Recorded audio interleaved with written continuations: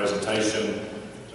What we plan on doing is going to break out, go to each station. We'll Delphi system. Delphi system. To answer Great. all your questions. We'll also have the They're going to do breakouts. breakouts. It's called consensus control. And again, Classic. we really would like your input on this document, on any questions, comments you have, what you like, you don't like. Hopefully most of you already seen on the back side what you like or don't like about the options.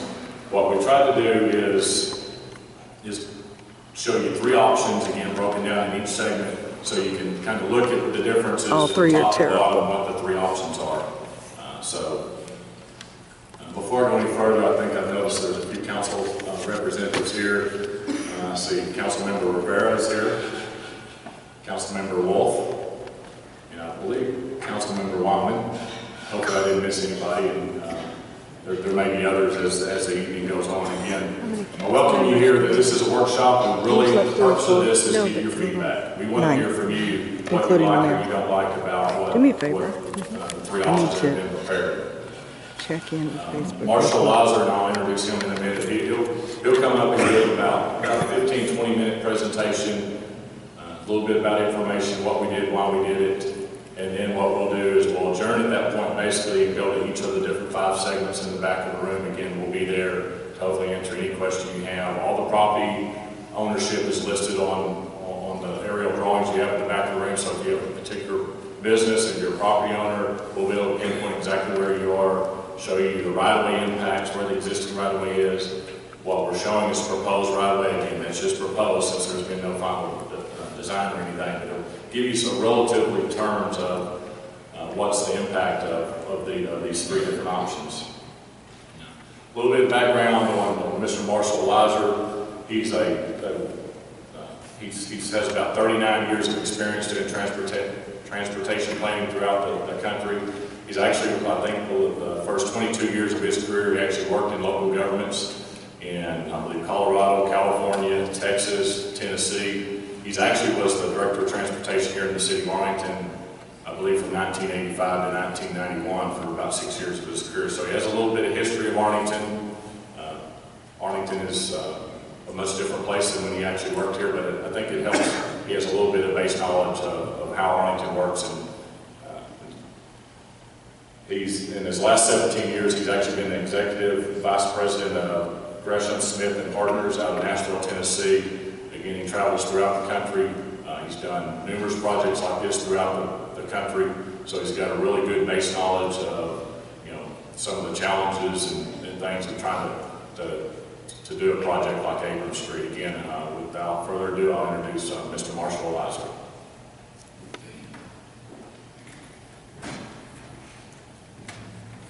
Thank you, Keith. Good evening, everyone. It's a pleasure to see so many people here. We know this is a really important project. It's been talked about a long time, and when I talked to Keith about us working with the city to look into this project with them, we did want to use some of the experiences we've had in other states and other cities, looking at sections of roadway that are one thing, and the city has said, well, let's look and see, maybe they could be something else, or we want them to be something else. How do we get from where we are today to what our vision is? And it's not an easy process always. There are a lot of things that have to go on, and understanding everyone's needs and interests, and then balancing those through the design process. So that's really the first step tonight in doing that. And hopefully this little presentation will give you a foundation of information that you can then go back and look at the initial concept drawings, ask specific questions, and then make comments. And there's going to be ways to email the city afterwards and continue to communicate with them on that. But one thing about the background, I did have twins, a boy and a girl, that were both born here, so they're Texans. So I'm not a Texan, my kids are Texans. So close. We've already talked about meeting with Gresham, Smith and Partners, and 5 of our folks are here tonight.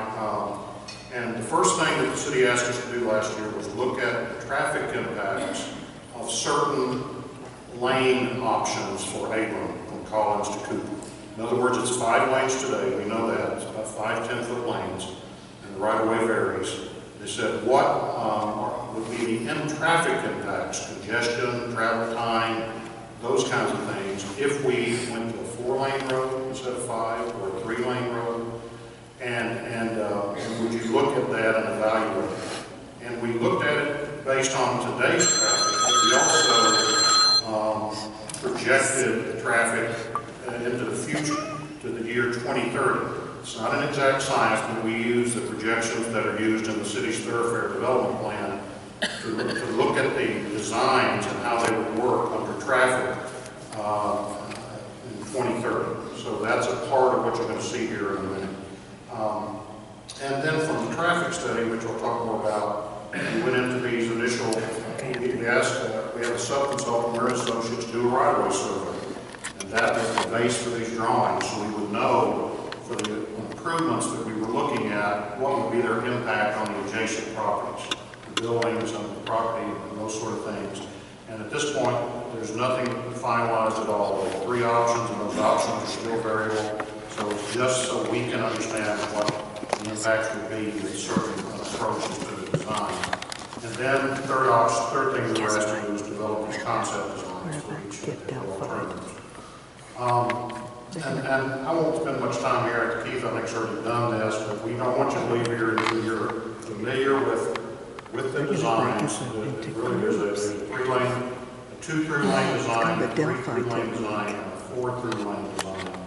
And those are the 3 options that are back there. And we'll talk more about that in a minute. Get your comments, get them on these cards, and hear from you. We're going to be writing down notes, and then the city, and we in the city will go away and condense all of that and then ignore it. Try to understand what we heard and what it means and what we should go do from this point forward with the design. Some of you probably have the question, why even do this project? Why is it being looked at? You want to waste our money. You may be familiar with the 2004 downtown master plan that was adopted by the city about 10 years ago. And it said we want to create a new vision for downtown, and it includes ABRAM Street. So that was foundational.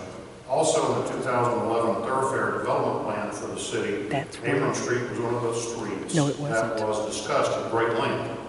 And that also became part of the equation. And then some money was set aside for the project in the 2008 bond program. And then this last year is when we did the traffic study, looking at the 3 different alternatives. And then City Council said, we think these 3 are viable alternatives. Go forward and develop some concept designs, which is what we did. And that's sort of why there's a project and why we're having this workshop tonight. Just one bit of information more on the 2004 downtown master plan, because it's foundational to this whole project. If you read that sentence at the top of the slide, I'm going to read it because I think it's that important. Yes, sir?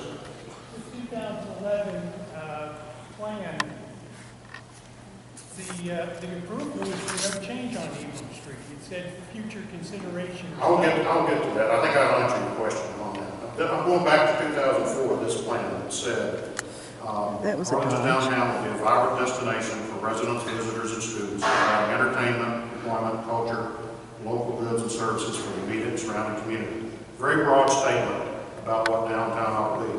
And there was a series of goals in that plan that had these kind of goals that talked about multimodal mobility, encourage pedestrian activity, bicycle activity, and also serve automobiles, improve the appearance and design, ensure that downtown Arlington is a community with an established identity, and then foster pride through an aesthetically pleasing environment, encourage and promote areas that advocate for pedestrian design and amenities, ensure that there's good pedestrian infrastructure, including sidewalk, shade, and calm traffic.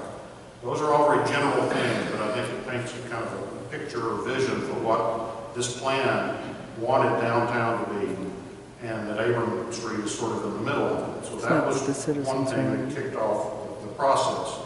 In the 2000 thoroughfare development plan, this gentleman referred to, there was actually a separate special workshop on ABRAM Street. It was held on August 30th, 2010. Some of you might have been there, that discussed what ABRAM could be, should be, based on those goals in the master plan. And at the end of that, there was no decision. The actual report that we read said there should be additional study to look at the impacts of traffic, to look at the impacts on property, to decide what is the best mix of things to do for for ABRAM Street from one end to the other. It really didn't solve the issue or answer the question of what the design of ABRAM Street ought to be. It said go off and do some more work. That's what this project tonight is part of. It did say that whatever happens to ABRAM Street, it ought to calm traffic, should create a safer environment for all users, and should support the efforts to revitalize downtown Arlington. And that last bullet is what I just mentioned, that additional study was recommended to look at the trade-offs, the design alternatives, and select the final design concept. And I want to stress that word or term trade-offs, because that's what this process really is about. If you want to give all the traffic capacity to all the cars, that's one goal. If you want to give pedestrians a great environment, comfortable benches, shade trees, that's another thing. And all of the aesthetics that goes with that. But you have to fit it within a very narrow corridor, because the right-of-way is only so much. And so how do you balance those things? How do you work the trade-offs? You change the mix. Service to cars, service to pedestrians, abilities for bicycles to go through the corridor. There it is. And it looks good, and the properties work, and the businesses work. How do you make that happen? It's not something that just falls into place. We have to work at it. Oh my God. Part of that. Let me talk just a little bit more about the traffic study. We looked at several different alternatives, and we used some computer models to do this.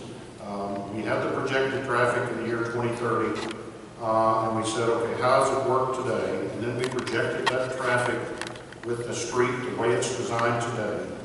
And then we went further. We said, okay, the existing street, 4 through lanes with turn lanes. And then we said there's option A, which is 2 through lanes with turn lanes, which basically frees up 2 lanes of traffic to use for sidewalks and amenities and other things, parking, whatever the city would like to do with that, and property owners. Option B was 3 through lanes, 2 in one direction, 1 in the other, and that actually switches in some places based on what the traffic demand is. But you don't get quite as much pavement taken away, but you do have 1 lane of the road that's out there today that you use for those additional things. And then option C is just 4 through lanes with no turn lane in the middle, 2 lanes each direction from one end to the other. Notice how he's kind of talking about that. And that one would allow for, in the off-peak hours, for the outside lanes to be used for parking. If you ever go to some other downtowns, you'll see that, where the streets have the outside curb lanes used for traffic, and maybe between 4 and 6, but after 6, you could park there. Maybe before 4, you could park there, those kinds of things. So we looked at that option. I think it's important to note that at the very top of the slide, it says for all those options that are on the back wall, the approaches, the last block approaching Cooper and the last block approaching Collins remain the same, 5 lanes, because the traffic is pretty intense at each end. We didn't think, from a traffic analysis standpoint, that we ought to be taking lanes away at the very ends of that section. Oh, you think? So all of the changes pretty much start happening about a block away from Collins and Cooper. What were the results of the traffic analysis? I don't think any surprise that the travel times reported to get from one end to the other, going eastbound or westbound, will increase. That impact is certainly most significant in the PM peak period. Somewhere between 4 and 6, whenever that peak traffic occurs, then it takes longer to get through, either eastbound or westbound. And I'll show you some numbers here in just a minute. And the more lanes you take away, generally, the longer it takes.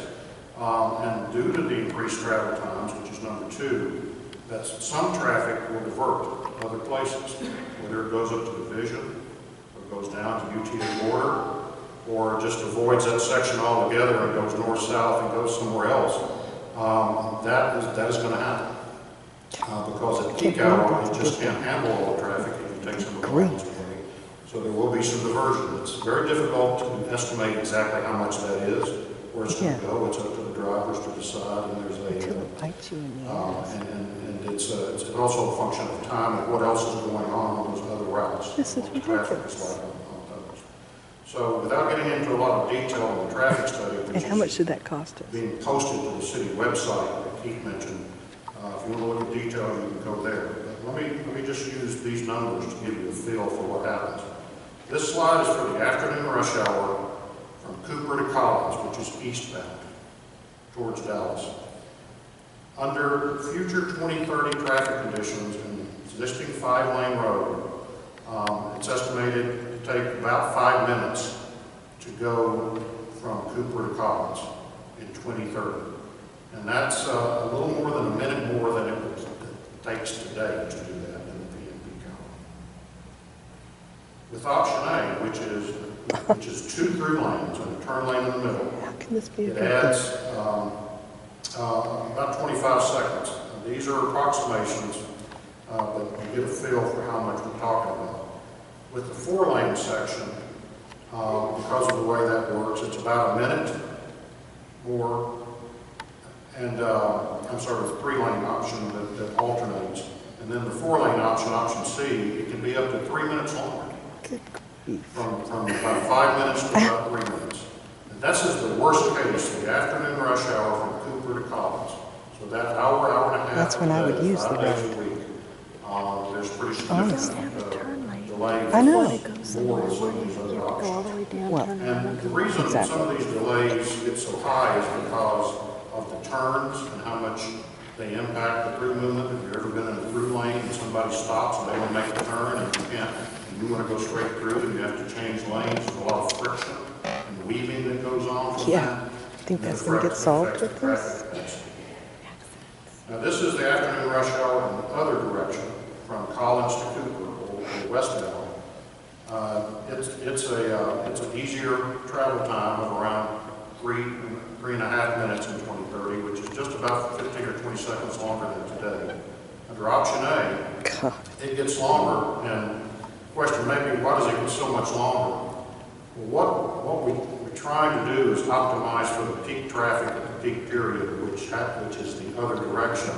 Oh. And so the westbound is not as efficient. And signal timing westbound can gets change screwed. that, but this is a comparison based on trying to serve the eastbound peak, and the westbound peak traffic ends up paying a little bit of the price because we focused on the eastbound. Option B adds about a minute and 20 seconds for the 3-lane option, and option C, 4-lane option, adds about a minute and 50 seconds. In the morning rush hour, the impacts are certainly not as much. That's again about 3 minutes and 50 seconds from Cooper to Collins or eastbound. Option A doesn't really add any time to that. That's the 3-lane section. Option B, the 2 through lane. Option B is the 3 through lane. It adds just a few seconds. And option C, which is 4 lanes, adds about 40 seconds. So the morning rush hour, the traffic demand is not nearly as much as it is the PM. And then going the other direction in the morning rush hour, it's about 3 minutes from Collins to Cooper, westbound. Option A adds about 30 seconds. That's the 2 through lane option. Option B is the 3 through lane option, adds about 10 seconds. And option C, the 4 lane, adds about a minute and a half. So I know these are a lot of numbers. There's a lot more information in the traffic study. Yeah, we're I think just too that the stupid to bottom line understand the of numbers. these traffic numbers, as you take lanes away or take a turn lane away in the middle, the travel time will go up in the peak hours. Outside the peak hours, really the impact is pretty minimal. All the options work pretty well, and on the weekends. If you have special events where there's a surge in traffic, that will be another increase in travel time. But this type of project is being done all across the United States, where 4-lane streets or 5-lane streets are being converted to 3-lane streets. It's called the road diet. And it's done so you can take that road space and give it back to other uses, whether it be landscaping or sidewalk or parking or whatever. And they tend to work. Streets that carried up to 20,000 cars a day with 4 lanes can carry 20,000 cars a day with These 3 are the same lanes. people that Just told us we were more going to have congested in the 28,000 peak hours. bicyclists. A little bit more congested in the peak hours.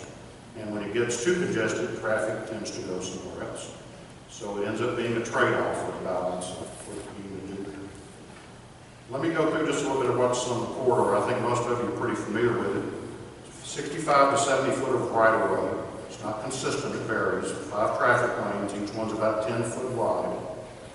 Volumes on the street today are from 24 to 27,000, depending on where you are in the section. That's vehicles per day, in one direction or the other on a 35-mile-an-hour speed limit, 5 traffic signals between Cooper and Collins.